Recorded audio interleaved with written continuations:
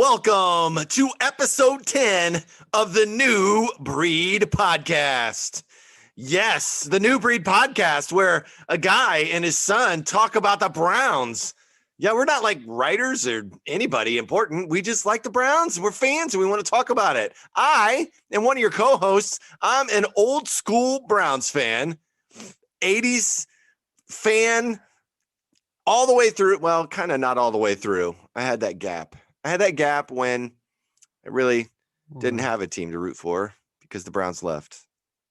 But anyway, I'm an old school Browns fan. I'm Mike Mitchell.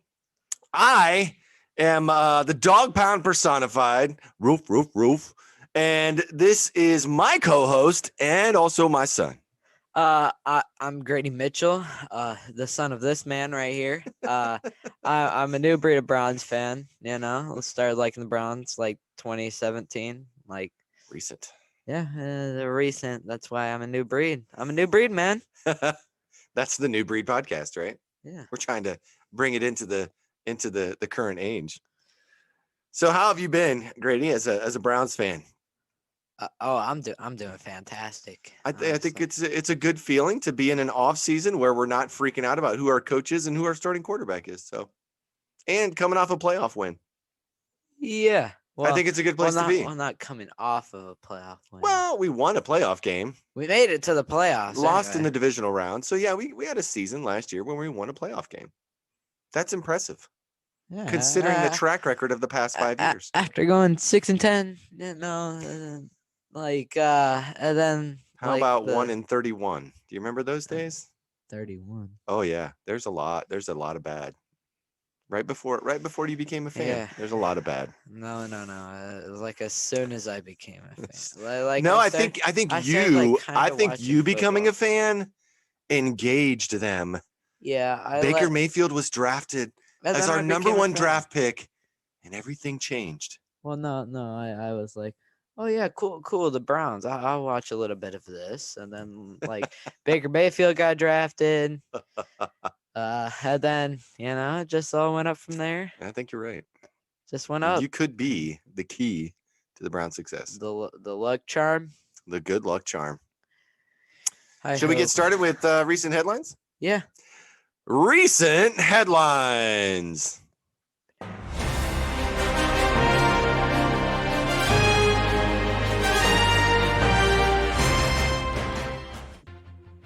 We always love doing that during the sound bite that comes in and announces recent headlines to do the TV news thing where we act like we're talking to each other. But anyway, starting off, one of the key pieces of the week from BrownsNation.com, Rocco Nuochi.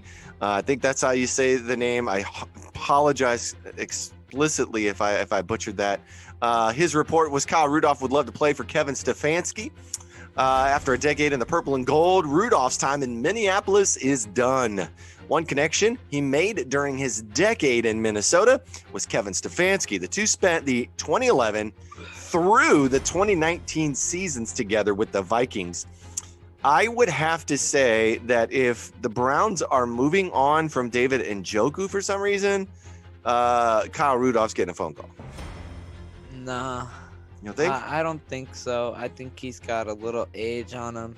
I mean, no doubt he's still a great tight end, but we already have Austin Hooper. Honestly, he's still going to be the number one, no matter even if we sign him. True. But you'll still see those two tight end, even three tight end sets. Right. The young guy, Harrison Bryant, Steven Carlson. We'll talk about him in his little thing later. All right. But yeah, well, we'll just see what happens in free agency. I'd like to see David Njoku stay. I would. Yeah, he really improved this year. David Njoku, I saw some PFF grades. He was 7th ranked tight end in blocking. Did you notice that? And I think he was 17th or 18th overall tight end. And that's you go back and think about the season, and Njoku did not appear to be that blocking tight end. Well, I mean, he got better at blocking. Coming into this season, he was not a good blocking tight end. So the fact that he ranked 7th in blocking is impressive. But he really worked on his game, and he got better. If you go back and watch he was very quiet. Not a ton of catches, not a ton of yards, but when he did, he made tons of improvement. Another stat I saw was that on his targets, he had one drop out of, I think, 20 something targets, and Baker's passer rating when targeting him was over 110. That's impressive. That was pretty impressive. That's really good, honestly. I really liked how David Njoku stepped up this year. I mean, although Austin Hooper and Harrison Bryant were battling him for like a starting job, but he showed up. He really did. I love how we turned an article about Kyle Rudolph into the David Njoku article. That was pretty interesting. Yeah. What do you got for this next one from the Stefanski press conference? Kevin Stefanski said, "I have to be a better coach despite winning Coach of the Year honor," by Jeff Risden on BrownsWire.USA today. As we sit here in March, my focus and our focus as a staff and as a team is we have to get better, Stefanski said Tuesday via Zoom. We have to improve and as coaches really pull this thing apart and find ways to improve schematically. We have to evolve. He then pointed directly at the man in the mirror. I have to be a better coach next year for this team, and that's my goal. We're working really hard to find different ways for each of us to get better. That's really the charge of what we've been working on the last few weeks. As we move forward in this offseason, we'll see how it shakes out and see what it looks like. But in the meantime, the focus is we definitely have to get better. Also noted was that Grant Delpit was back in training and looking good. And Grady Williams is back. Grady is back. And OBJ is progressing nicely with his ACL. Yep. I saw him doing some bench presses. I noticed that on his Instagram. Yeah. He was. I mean, if there's any dude that's gonna heal that fast, it's gonna be Odell. I can see it. He's crazy. He heals very fast. I think the Greedy story is in there as well. The nerve issue in the shoulder. There's another great article on him that was done, which I thought was really good. A Mary Kay Cabot article. If you need to go find it on Cleveland.com. He really struggled with a lot going through that shoulder injury because it just never got better. The nerve injury itself, it seems to be gone. I noticed a lot of his most recent training stuff, he's actually holding things which he couldn't do before, like holding up. And I think that, that's just, he's in a good spot, but is that going to come back? Is he going to take a hit and then boom, it comes back? And Grant Delpit said that he was training and looking good. I think that's a very positive. Hopefully he's young enough that Achilles injury does not hurt him too bad, because that could be really, really degrading to your abilities. Yeah. Overall, a great article. Check show notes because there's a lot more depth to it than just what we talked about. Yeah. But yeah, you're looking at the Coach of the Year for a reason, folks, and that. A lot of those quotes that we picked out of there. He won Coach of the Year, and yet he's still saying he has to be a better coach. Yeah. I mean, we didn't go out there and go to the Super Bowl, I do my best TO and be like, that's my coach. That's my coach, man. Brian, you with all your chains and rings, and pop collar, with the sunglasses. I don't have a pop collar. I got a sweatshirt on. Anyway. Yeah, you need sunglasses. It's my quarterback. It's my quarterback. Next article up. The Greater Cleveland Sports Commission announced their award winners for the 21st Greater Cleveland Area Sports Awards, giving some love to other Cleveland area sports teams. Shane Bieber, the MLB American League Cy Young Award winner, and won this year's Professional Athlete Award. It was presented to him by Andre Knott, Cleveland Indians and Sports Time Ohio dugout reporter, bringing the two together for a special moment. You can check that out at the link in the show notes. Kevin Love, Cleveland Cavaliers power forward, received the Humanitarian Award presented by Angel Gray of Fox Sports Ohio Cavs sideline reporter. who was there for many of Love's contributions to the community.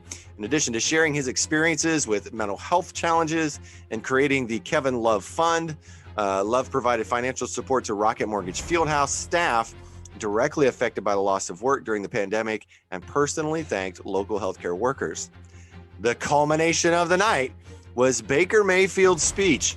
He accepted the 2020 Best Moment in Cleveland Sports presented by Jack Entertainment, which was awarded to the Cleveland Browns for their 2020 NFL season and the NFL playoff wild card victory against the Pittsburgh Steelers.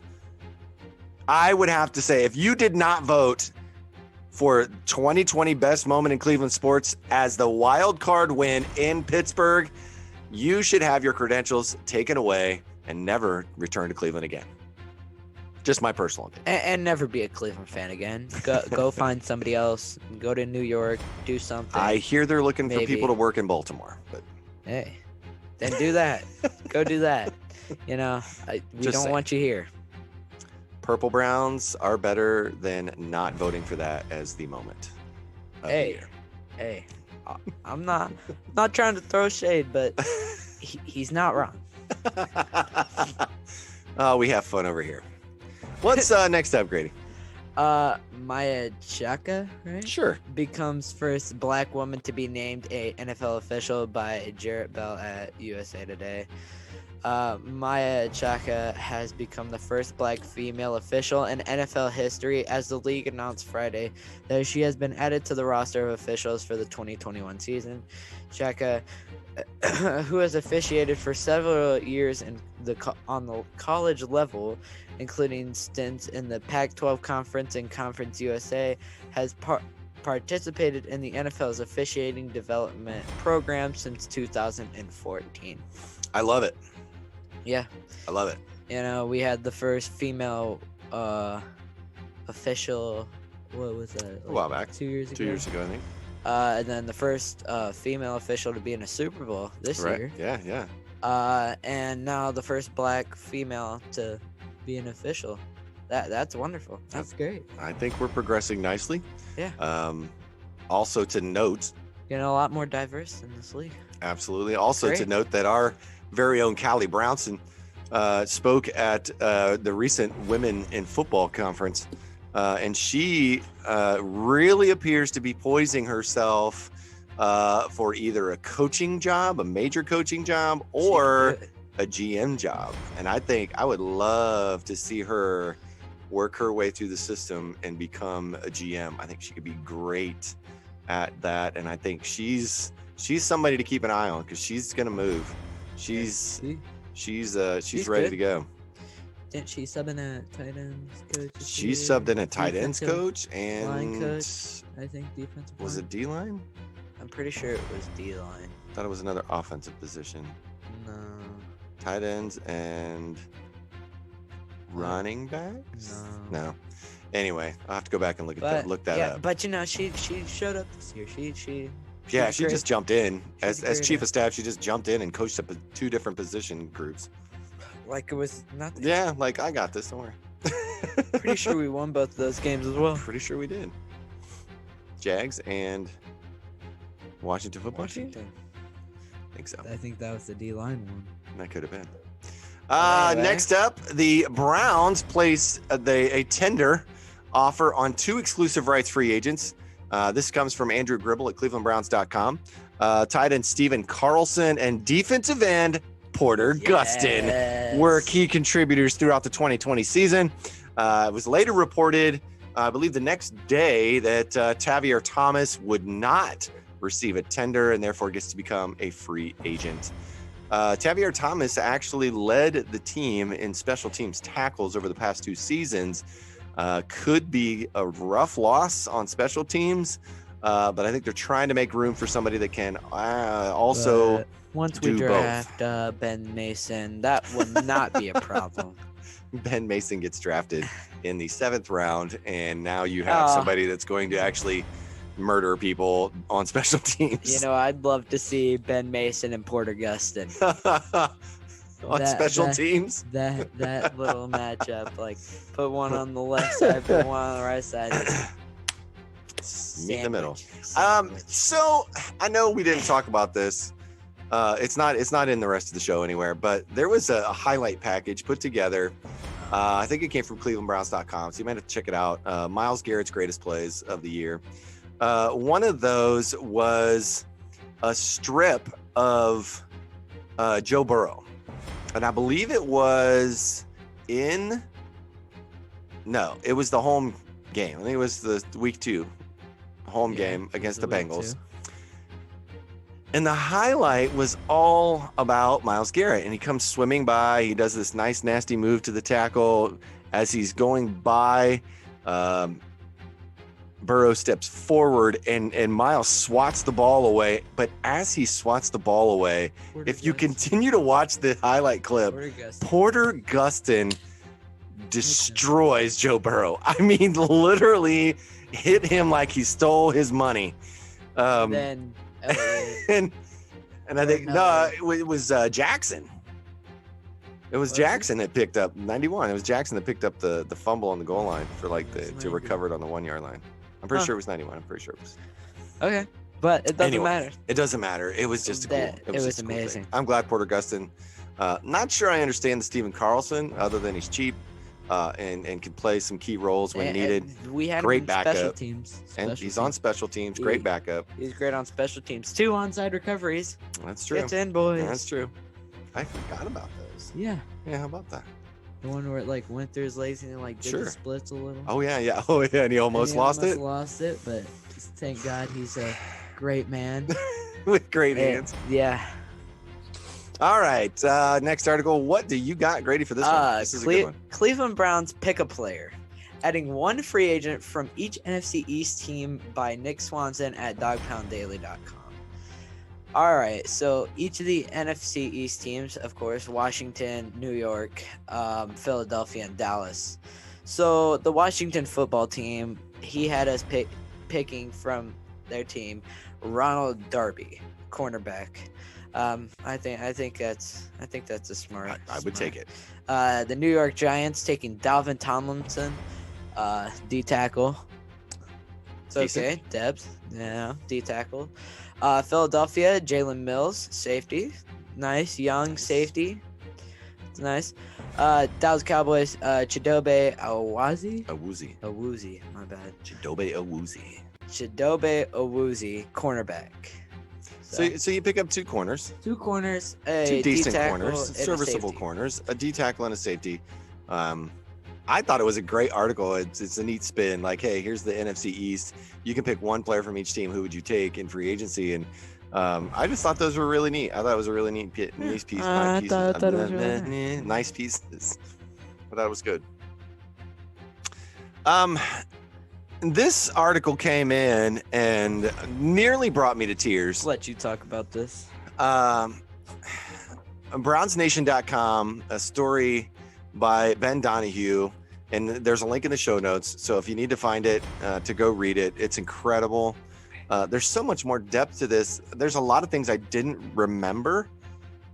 Maybe I didn't know it, or I didn't remember it about Bernie Kosar. The article is titled "The Legend of Bernie Kosar," the legend of Browns quarterback Bernie Kosar (parentheses complete story). Nobody wanted to be a Cleveland Brown more than Bernie Kosar. After his redshirt sophomore season of college football and with a national title already under his belt, Kosar graduated from Miami a year early in the spring of 1985, and he entered the NFL supplemental draft. Kosar had an elite football IQ and was most often able to decipher a defense quicker than his coaches. In the late 1980s, Kosar was one of the best quarterbacks in football. Bernie Kosar was an overachiever who made the most of his relatively limited athletic ability and his awkward-looking sidearm throwing motion. This article was really in-depth, and it was really good. I encourage you to go check it out. Bernie Kosar was one of the greats for me as far as heroes, if you will. I always looked up to Bernie Kosar. I have my niece who's from Northeast Ohio, as many times in her childhood, in her infancy, would say things like, "Help me, Bernie Kosar." what would Bernie Kosar do? She would say that all the time. This was just part of our life, and this person who I've got to meet a couple of times is not only incredible, but a larger than life person and a larger than life huge heart. And just go check the article out. I think it was really good and it was really well done. Yeah. You should go read it. So that way, you know, you can read up on your Bernie Kosar history. So I know at least something about the old Browns. The old Browns. Right? Anything about the old Browns. That does it for our recent headlines. So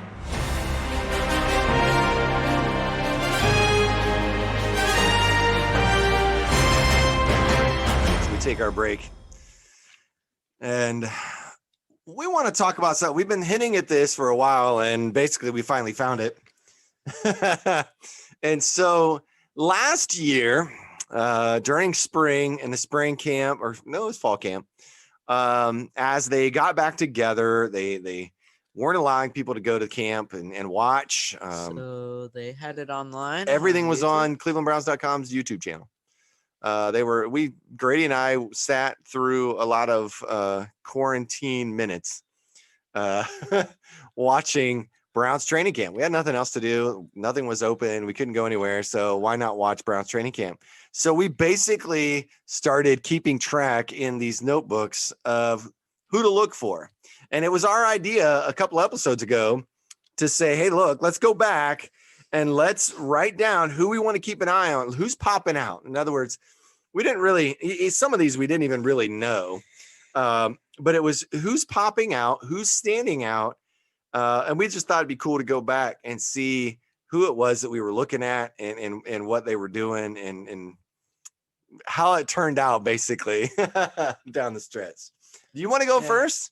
I will go first. You go first. Take you and your little notebook and my talk about what you talked about. Tiny little notebook. Mine's not organized like his is. So one of my players is Taki. He played a lot of snaps this year. Did pretty good production. Pick sixes. Taiwan Taylor.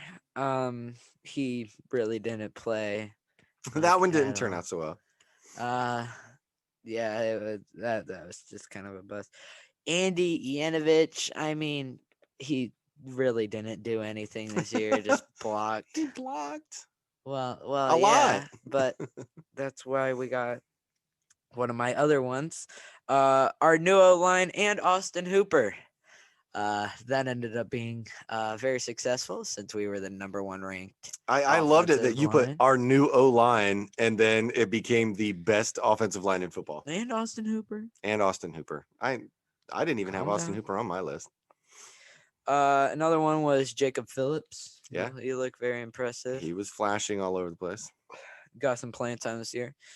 Sheldon Richardson. I mean, what else needs to be said? Sheldon Richardson. That was an easy. That was low hanging fruit right there. Donovan Peoples-Jones. Of course, our Michigan boy in our heart, returning punts. Yeah, doing great things out there. Sunday. I had him on my list too because in practices he was looking really good. Nothing else needs to be said. Nothing else needs to be said. We don't. We shall never say that name again. No, especially since he's not signing back. I hope not. He's not. Jordan Elliott. Speak that into existence.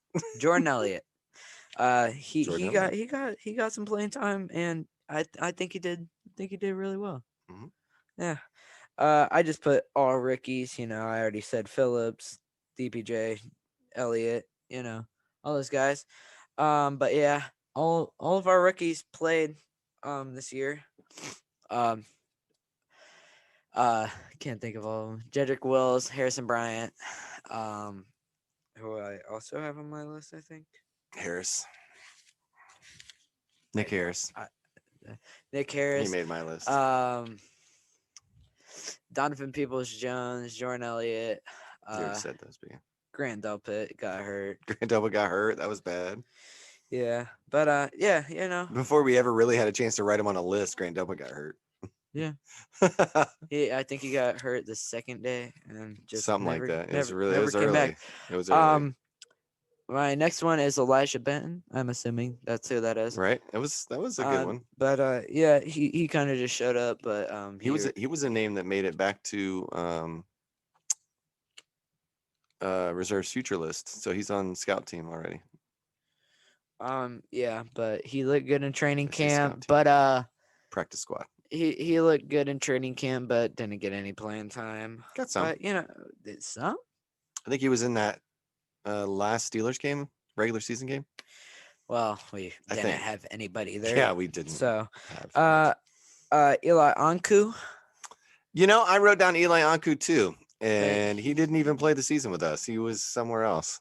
Yeah, I don't remember where he went, but or something like that. I don't think it was the Steelers. I think I want to say it was like the Jaguars or something. But he did not even play with us. But he was pretty good. I know you're gonna hate this one, but Cotterell Hodge. He didn't even play, but I'm pretty sure he caught every pass that was targeted to him. Oh, he does that a lot, but then he doesn't get targeted a lot either. Yeah, because he's not open most of the time. But yeah, because he got hurt, so then he disappeared. So that's why DPJ is Totally left the door open for DPJ. great. And then my last one, Cover Johnson. What else needs to be said? I mean, he really didn't show up as much as we thought he would, but I guess that's a good thing. He did good at the Jaguars. Dallas Cowboys. Dallas Cowboys? Yeah, but that's him in the Jaguars jersey. That's been passed, yeah. Anyway. Yeah, he obviously picking him up in free agency last year. Yeah, he did well. Right?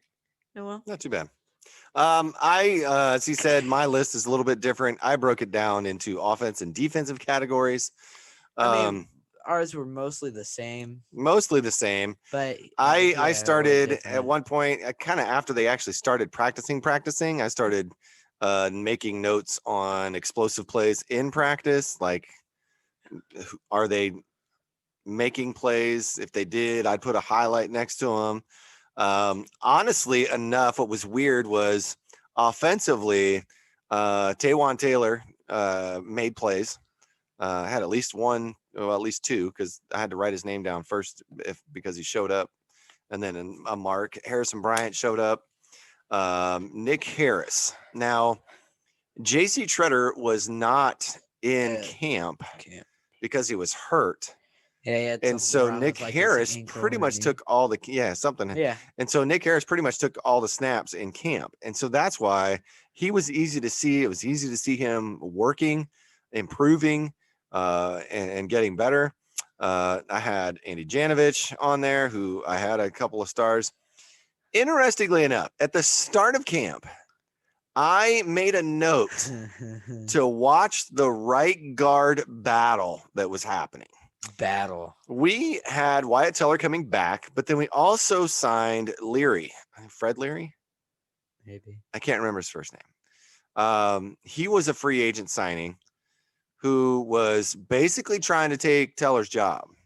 Now, I don't know if that's going to be part of what made Wyatt Teller the best guard in football this past year, but something lit a fire under his enough that he went out and killed an alligator this past week. But anyway, you'll get to that story later. But I just found it interesting that my eyes were locked on that right guard battle and what they were doing and how each guy looked.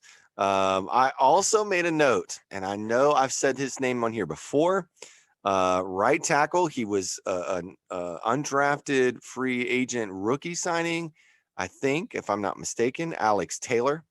I still think Alex Taylor is another year away. He'll probably be practice squad, brought up at some point after injury.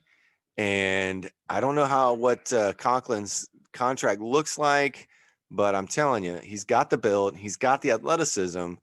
If he can learn and learn and learn and learn, and hopefully learn under Bill Callahan, man, he could step into that right tackle spot when Conklin's contract runs up and really perform. And I love what we're doing with the O-line. And we even have other people there like Dunn, Blake Hans. right? Who Who was a signing, right? DPJ was my final list. He made one play after another in camp. He had the most marks of mine that I saw as far as explosive plays. I really look for him to take a jump this year.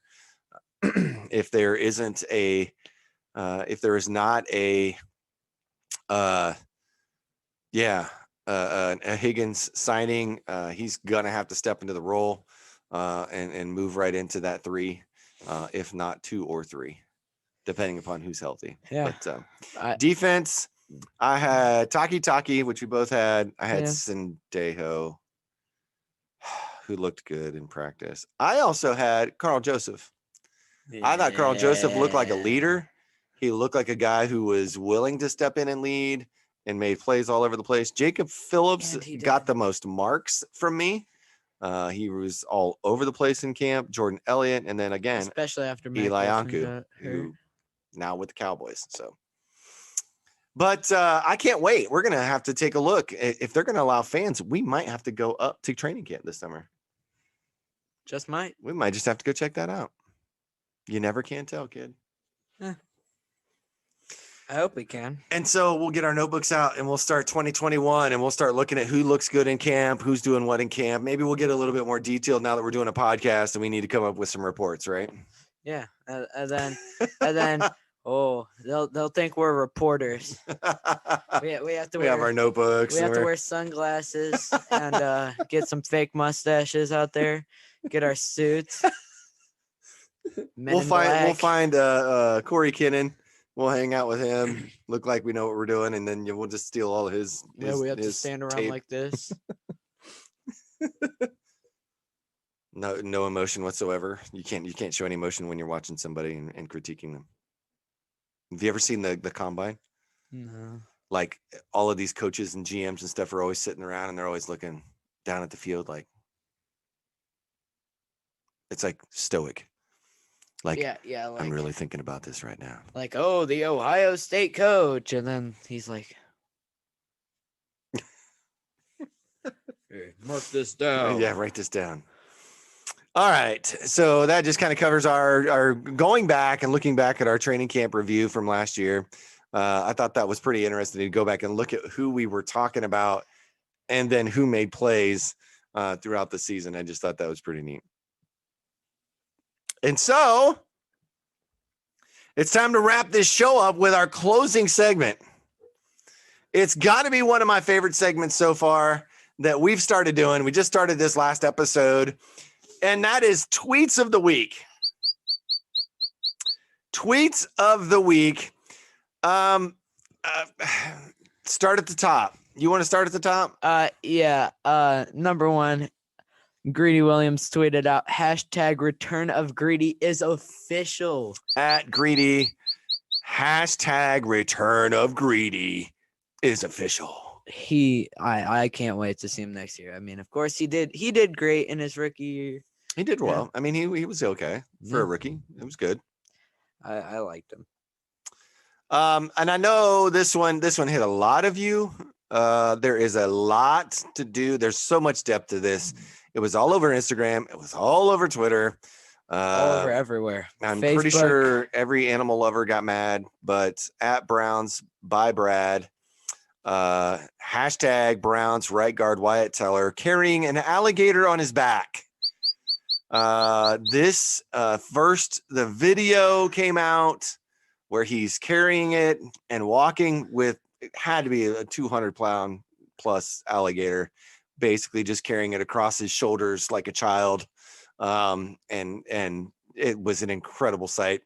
I noted that he had Crocs on, so it was a guy wearing Crocs carrying a Croc. It was an alligator. Horrible pun, but it was an alligator, so that really didn't work. One of the responses to at Browns by Brad was at Highlander, HYLANDR 91. Alligator must have said, "The Browns is the Browns." That's gonna be my favorite. Dude, like somebody should have like photoshopped Corvette on the side of the alligator. Oh, that would have been perfect. Another response at Mitch Holster. He's just trying to get Chubb's hand back. Any of you that are Happy Gilmore fans know what he means by trying to get Chubb's hand back. Not Nick Chubb, but Chubb's the golfer. Yeah. I love that movie. And it ends up getting the best of him. Yes. But you know what? Wyatt Teller's there to save the day. So the greatest tweet of the week, and this will go down in a legendary status because so much happened with this tweet. If this does not tell you that you have a superstar quarterback, I don't know what does, because there was so much traction about this. I heard about this on Good Morning Football. I'm a Good Morning Football listener or watcher, NFL Network, 7 a.m., usually 7 to 8 before I've got to move and go somewhere. But between 7 and 8 every morning, I'm a Good Morning Football guy. And so even they talked about this. You want to read the first? You start with Baker. Let's go back and forth here on Okay. everything. Sure. So Baker Mayfield starts this whole thing off. Almost 100%. Em and I just saw a UFO drop straight out of the sky on our way home from dinner. We stopped and looked at each other and asked if either of us saw it. Very bright ball of light going straight down out of the sky toward Lake Travis. Anybody else witness this? So our QB1, our boy, the Bake Show, sees a UFO drop out of the sky. I'm not here to debate whether aliens exist or not, other than he. Hey, I'm trusting my quarterback. Baker and Emily believe that they saw a UFO that dropped out of the sky, so he tweeted about it, expecting some results, right?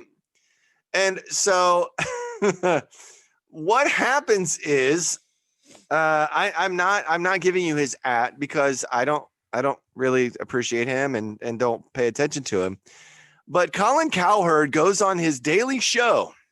Mm-hmm.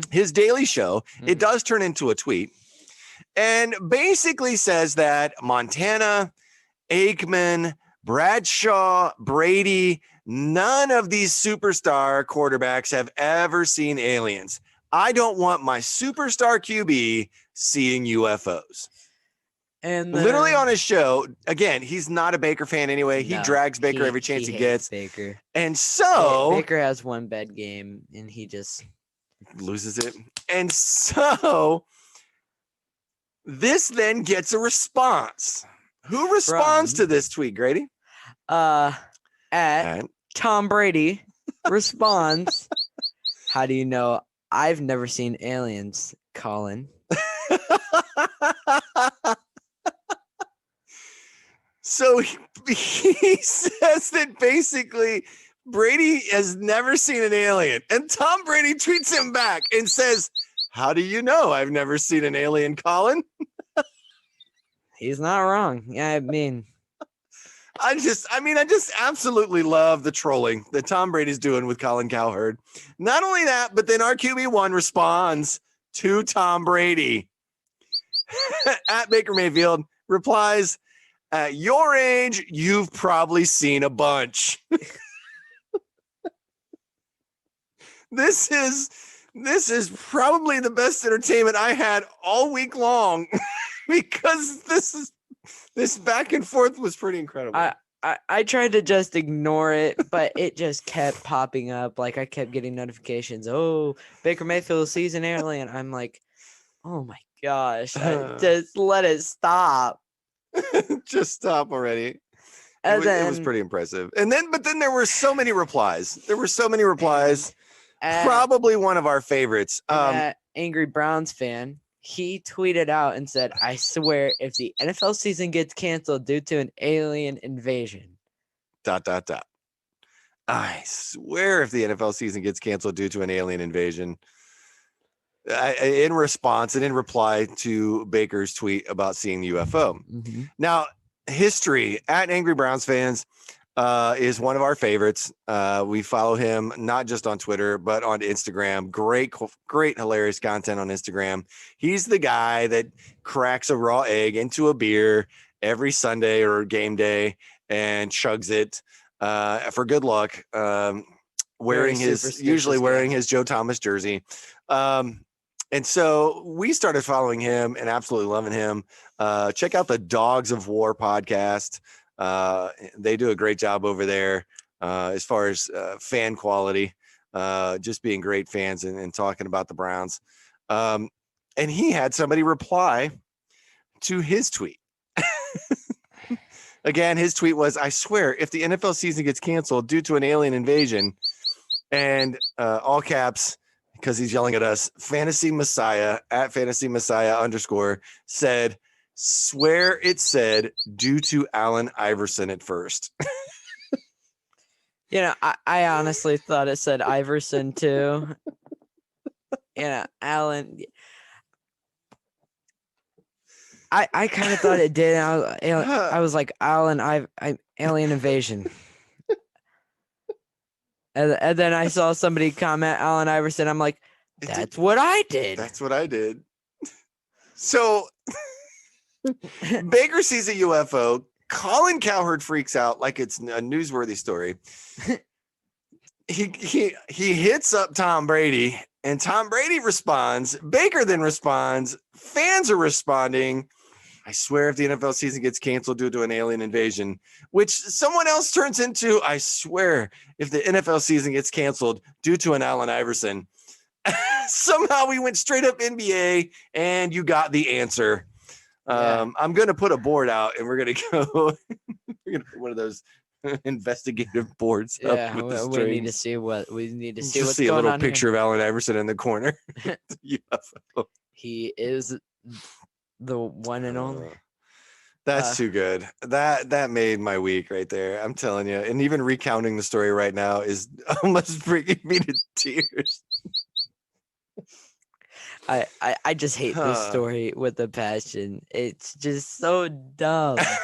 And the fact that everybody is reacting to it, positive, negative, and acting like Baker's a worse quarterback since he said this. Yes, he's gonna get worse because he said the UFO thing. Yeah, dude, he saw a UFO. He's gonna get so bad.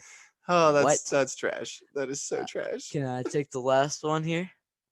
You can take the last one. On Instagram, found that NFL released its 100 greatest catches of the 2020 season.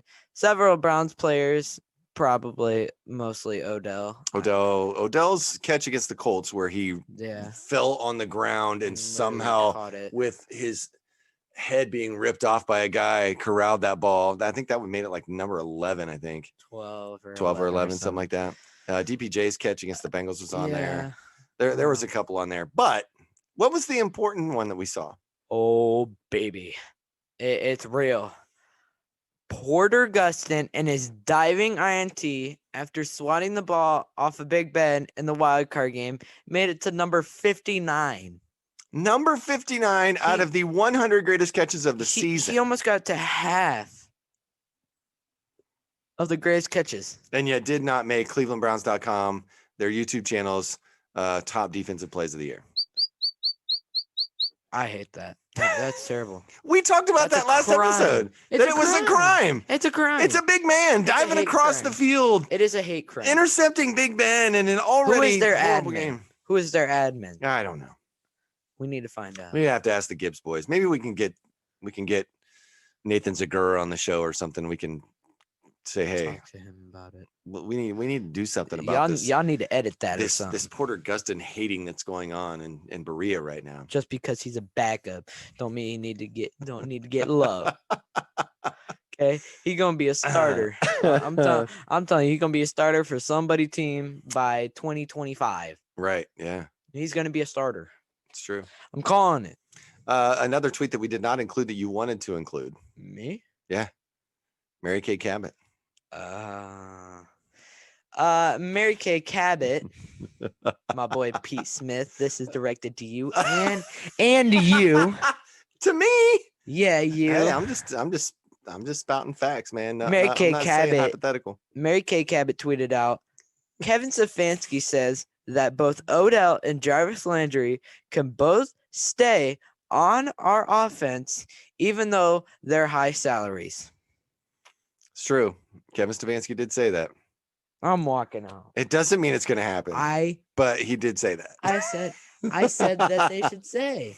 I said that they should stay. I'm not saying they shouldn't stay. What I'm saying is he has value now. See? Trade one of them for value now, because another year is more wear and tear on the body. They may not respond next year as well as you think, and then you're stuck holding the $15 million bag of nothing. I'm just saying. I love both of them. I think they can be great. I think you draft a guy, which I've heard that we've already had virtual meetings with Anthony Schwartz of Auburn, who is a speed guy. The dude ran a 4.25 40 straight up. Like, really? Dude can fly. And if you can add a speed guy like that to the group that you've already got, whoa. It's time to take that offense to the next level. And that starts, you start playing deeper than 20 yards and teams are going to back up, and that opens up the run game. It opens up the underneath routes for tight ends. It opens the intermediate routes for Jarvis and Odell. And now you've got a deep threat. So, but I think Odell is a deep threat sometimes. I think he can be. Like against the Cowboys and the Bengals, the first touchdown. The first Bengals, yeah. Yeah, the touchdown against the Bengals, like it was like a 50-yard bomb. Schematically, he can be, but for some reason, early on in the season last year, they were putting him in these intermediate routes. Again, I've seen this before. It seemed like Jarvis and the tight ends were always running like similar routes, like they were in the same places and running the same type of route trees. And I'm like, that's weird. Why wouldn't you want them running receiver routes, not your tight end routes, especially when you got two tight ends on the field? But anyway, I digress. We can talk about that all day. Doesn't matter. It worked. It did work. It led to the playoffs and a playoff win. So, hey, we'll see where this year goes. What happens next? You hear this from us all the time. March 9th is the franchise tag deadline. Haven't seen a lot of people using the franchise tag this year. You may not. With the cap dropping, they may just let guys go. I think you're going to see a lot of surprise releases over this next week. Keep your eyes open. I'm just saying Browns could be one of them. One of the names that was mentioned, and man, I really would hate to see this happen, but was Sheldon Richardson. Yeah, he might get released. Money. Really? It would shock me if that happened, and it was. But if it was brought up, then why would Larry leave? Well, you'd have to sign Larry, but you're not going to sign. You're not going to pay Larry as much as you're paying Sheldon Richardson right now. That's what that's saying. But so you're basically doing it for money. But it would be the person that said it. It would shock them. It would be a big shock if that happened. Mm-hmm. I can't think of anybody else. We totally that would forgot. Be a big shock. JJ Watt signs with the Cardinals. Did we forget, or was it purposefully just muted? Well, that could be another reason. I kind of hated all the KJ Watt and people saying, "Oh, look at JJ Watt. He said Buffalo, Cleveland, and Green on his Bay." Peloton account. It wasn't even JJ Watt. It was KJ Watt. KJ Watt. Anyway, everybody fell for it, but he ended up going with the Cardinals to shut everybody up. Here's what I have a problem with in this whole thing. Number one, I was never overly excited that JJ might come. If he would have, great, super, love it. Put him across miles, that's great. Do I think it would have been worth the money? Probably not. What I am starting to despise is the oversaturated reporting that is happening because of Twitter, because of people like us, even though we're not out here stating facts or trying to act like we're stating facts. We're usually regurgitating writers and people. That's the problem with COVID. Well, I guess. But there was, and I believe where it came from first, I'm not going to say because I don't remember where it came from first, but the person that said JJ Watt's number one priority is winning a Super Bowl. After that, it is quarterback, Money. and something else, and then money. Quarterback, team makeup, and money. Oh yeah, surrounding cast. And so basically what he just said by signing with that is you're an idiot, whoever wrote that. Yeah, because everybody number fell for one, it. I think Kyler Murray is a good talent, but he is yet another running quarterback who can sling it every once in a while. I hate the fact that the Hail Mary got play of the year when it's an absolute crapshoot, throw it up for grabs kind of play. It takes no skill to pull that play off other than him running to the sideline to get away from people. It just drives me crazy that that's like, oh, that's the play of the year. Literally, you did nothing but throw the ball as far as you could, which Baker Mayfield could Baker, throw farther. yeah, Baker could have done that too, but anybody, you could have done that. Not Anyway, about a stall, but too. he's not. They didn't make the playoffs. They don't look like they're going to make the playoffs, and They won't. Make you the literally playoffs. had two edge rushers already that were pretty awesome. You had Chandler Jones and you had Hassan Reddick, yeah, who were complete sack machines. Now, what that says, Hassan Reddick, you're not as good as JJ Watt, and we'd rather have JJ Watt. Here, we're going to throw a giant bag of money at you, even though we're probably not going to go to the playoffs now because we can't pay any of these other free agents that we could have brought in and actually helped our defense. Patrick Peterson. Yeah, are you going to be able to sign him now? With what money? I mean, are some of these teams printing their own money at this point? I mean, who's taking the pay cut? I mean, Big Ben restructured his deal. DeAndre Hopkins. Yeah. That whole team is just stacked. Let's see DeAndre Hopkins now restructure his deal so that they can get better. He's not going to restructure. I don't see that happen. He's going to leave immediately. I don't know how we got on this topic, but I appreciate you for saying this because this stirred up more for me. But yeah, so basically whoever spouted this as fact was basically just kind of making it up. Like, I think he really wants to win a Super Bowl. So let me put this out here. Here's JJ's top priorities. You're not winning a Super Bowl with that squad, dude. You needed to sign like a 5-year deal because I don't see it in the near future. And to think that you didn't sign with the Packers, who were close. You didn't sign with the Browns, who were probably the next closest, or the Bills, who were the next closest. You had 3 teams right there that, I mean, if you really wanted to win a Super Bowl, you could have chose. Yeah, those 3 teams are like that money wouldn't have been as good. Obviously, we found that out later. Because everybody was saying, "Oh, he turned down more money. The Browns and the Bills offered him more money," and they were like, "No, we didn't." We didn't. But look, quarterback was clearly not his priority. No, quarterback was not a priority on the list. If you put Baker Mayfield, Josh Allen, Aaron Rodgers, winning a Super Bowl, and Kyler Murray, no, just take that out of the equation. The list is Aaron Rodgers, Josh Allen, Baker Mayfield, Kyler Murray. Yeah, he's not at the top of that list. He's at the bottom of that list. People might say, "Oh, Baker's worse than Kyler," but no. Still, third. He's still in third then, out of 4 quarterbacks. Like that's still not the best. No, not great. I don't think so. Deshaun Watson is better than Kyler Murray. I would agree with that statement. Absolutely. So, what's going on? Big Ben is not better than Kyler Murray. No, he's garbage. Used to be, not now. Not current Ben. Yeah, Joe Burrow's better than Kyler Murray. Yeah. Super Bowl Ben is better than Kyler Murray. Super Bowl Ben's better than a lot of guys. Yeah. Tom Brady's better than I don't Kyler think Tua's better. Not yet. Not yet. Fitzmagic's better, definitely. Fitzmagic is probably, I would take him over that. Yeah, which he might not. I would take Lamar. I would take Russ. I wouldn't take Jameis. I would take Drew Lock. Really? Over Kyler.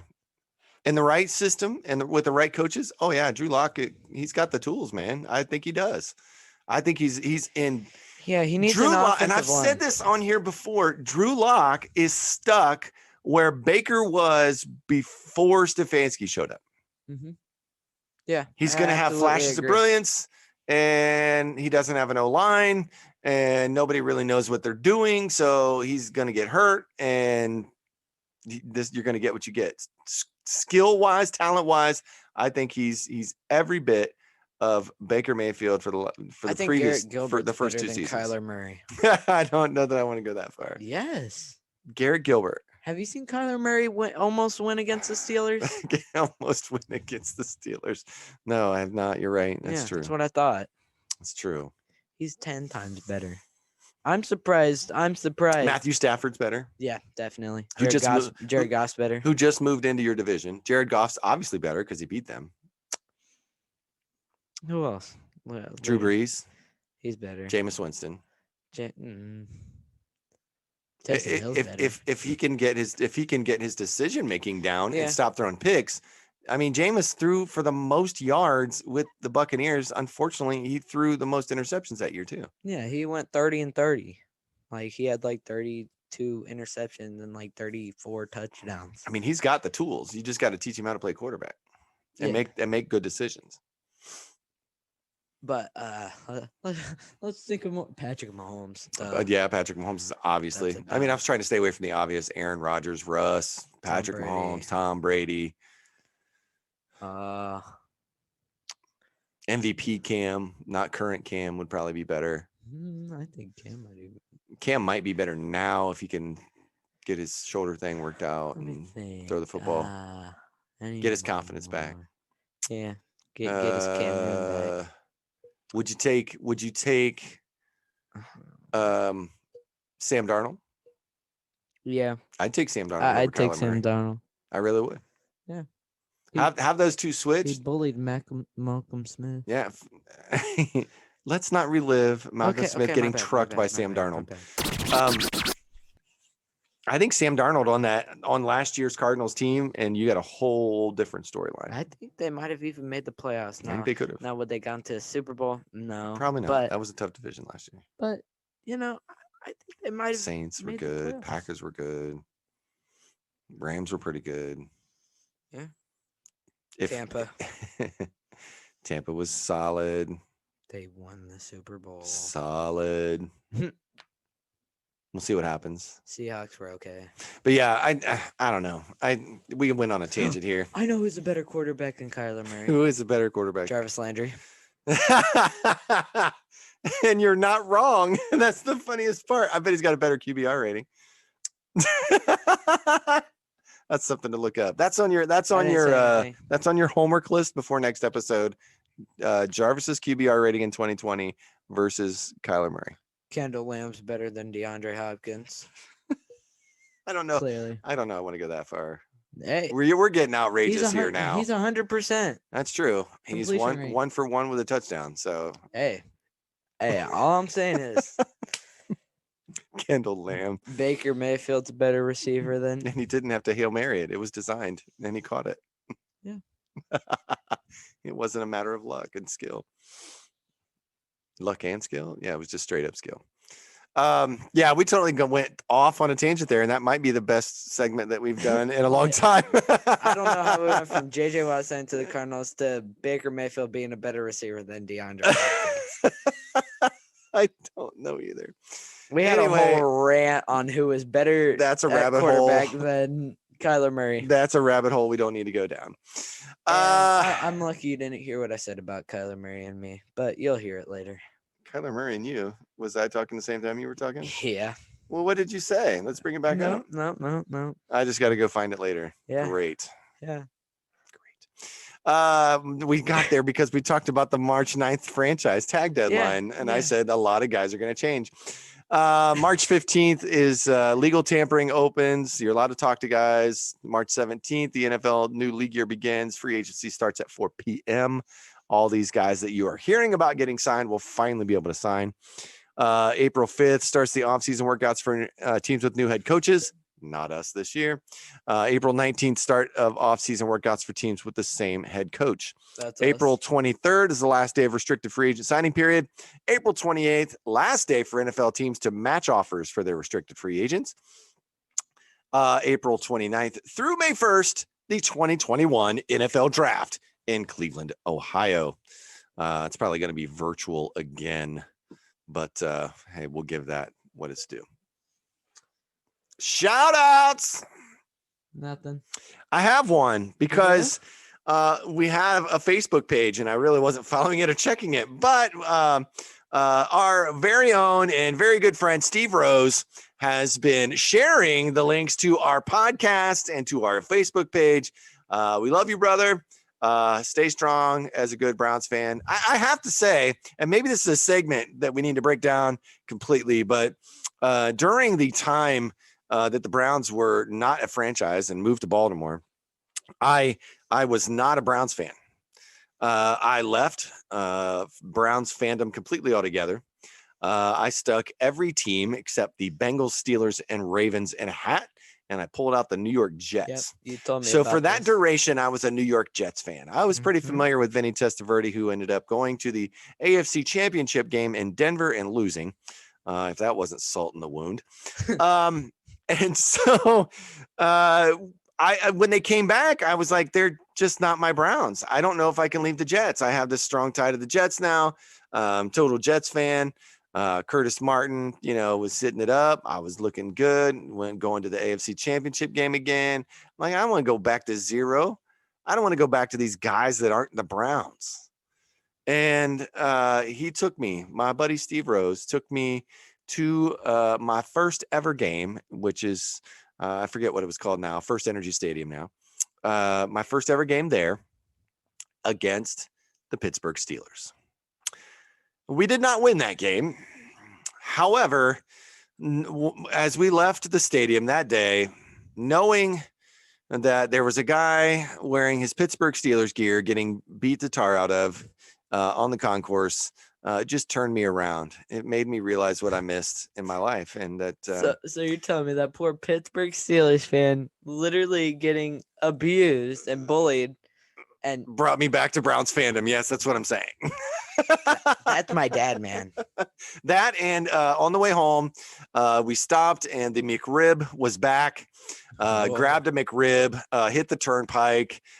Within, I don't know, I would say 15 minutes, we had to pull over because the McRib came back. So that's always a good story. But so you're telling me the McRib is not McGreat for me, but that was the most terrible pun. Or should I say McPun? All right. Yes, the McRib could likely be the result. Could be the key to what started this podcast many years ago. It's not Allen Iverson. It's the McRib. It's the McRib. Ah, the McRib. Anyway, make sure that you get out and give us a review. Recommend us to your friends. Let everybody know that you're having a good time watching these two idiots talk about Browns football. And McRibs. And McRibs and UFOs and funny tweets. I'm hoping at some point we're going to start being able to do things fun. I'm hoping off season, after we get past the draft, I'd like to start doing maybe a spotlight fan of the week. Maybe we can have Angry Browns fan come on. My buddy Steve Rose, maybe we'll have him on before we get into having actual real intelligent writers and people come on. I've talked about trying to get Nathan Zagura to come on. Pete Smith to come on. We'll find somebody that we can bring on with us at some point, probably when we get more close to the season. But you name it, we're working on it. Help us get better. Let us know what you want to hear. Let us know what you want to see. And we'll try to make that happen for you. Got anything else? No. Thanks for watching. Thank you for watching episode 10 of the New Breed Podcast. Double digits. Double digits.